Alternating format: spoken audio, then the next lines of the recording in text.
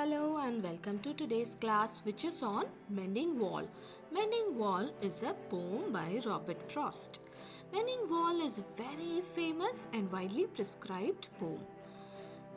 Let us begin. So we begin by tracing its publication.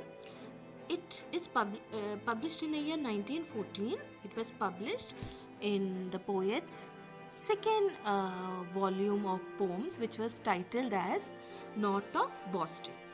Now let us look at the poem's form and structure. The poem is a long, it's a single long stanza of 45 lines, and the poem is written in blank verse, which is iambic pentameter. The poem is set in rural New England. As we know, most of Robert Frost's poems are set in rural New England.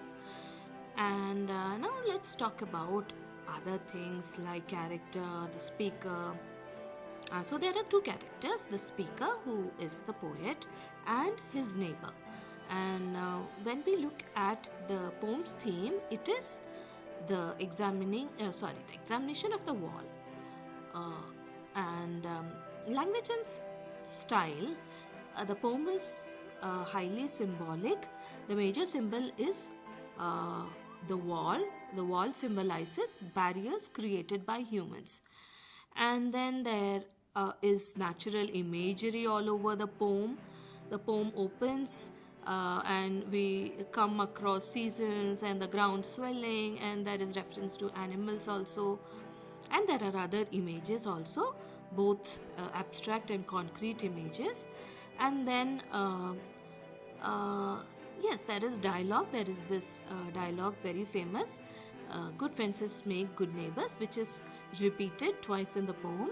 And this reminds me, the first line in the poem, the opening line also is repeated more than once. And there is a philosophical undertone to the poem, which is the paradox of wall. The paradox is that the wall is something which both disconnects people, the neighbors, and also it connects, it brings them together once in a year when they come together and mend the wall. And there is also this idea of modernity versus tradition, or tradition versus modernity, where the neighbor represents tradition and the speaker represents modernity. I think I've covered everything important, and if there is anything left, please read the detailed notes which I have given on my website. Thank you for listening in.